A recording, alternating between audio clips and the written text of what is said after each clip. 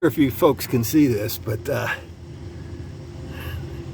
on the M416, my springs are sitting a little low. And part of that is by design. This U-bolt that they've got, this one's not too bad, but you put a load in it, it starts to get a little low. The other side is about the same. So the trailer I built rooftop tent on with the added weight, that bump stop was starting to hit the spring. So stay tuned. So to solve the problem, I got some shackles, and they are a pain because the trailer's built in 1967 and nothing really retrofits to it. I could do it with original parts, but I wanted a little more clearance. So, scramble around here. You can see I got plenty of room now. And if I need to, I can drop it into another hole. All right, so as going through the process of doing the install, this is one of the U-bolts. And you can see it's bent. And I don't think I did that. I think this is from 1967 and it's just been used and abused. So that's kind of bent right there. I did the other side and it bolt broke. So, and I didn't put a lot of pressure on that thing, so it's probably on the verge. So this is one side. I'm in the process of doing the second side right now. I'm only doing the rears because it's giving me a much better look, and it's giving me more clearance for the tires.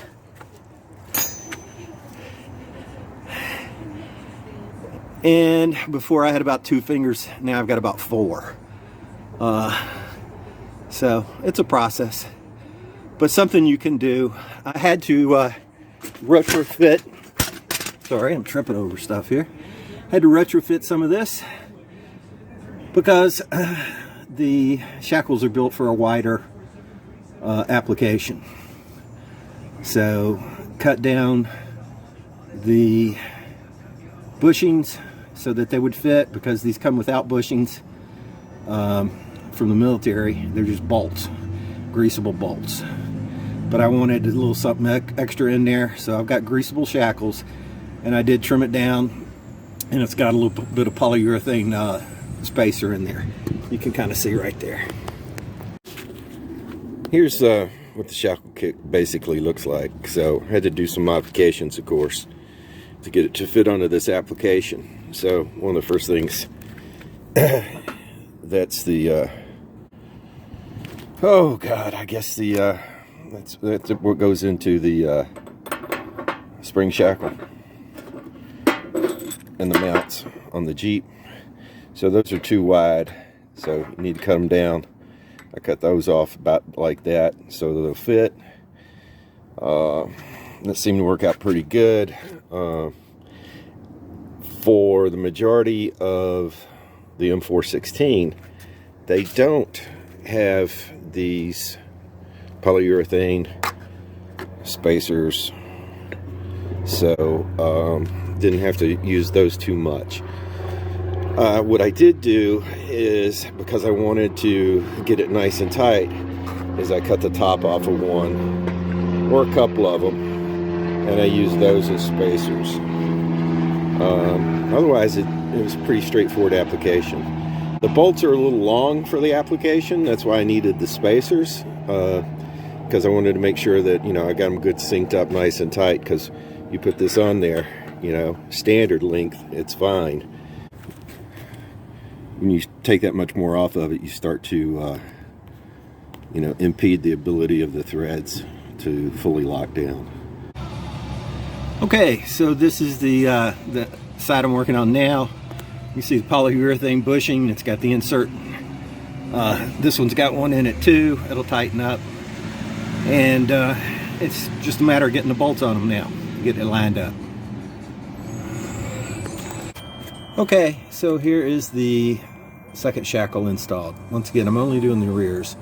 That's giving me the space I need because they were bottomed out prior. Once again, it was those bolts, I'm sure, that was bent up.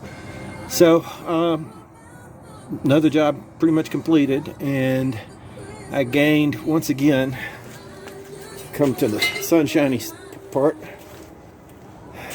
So I gained a good 3 fingers in space. So I'm happy with it.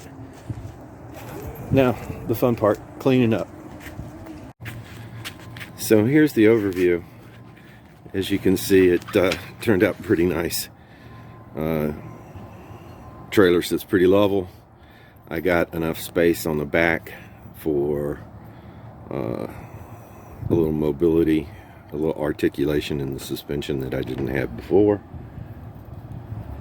So overall, a really good modification.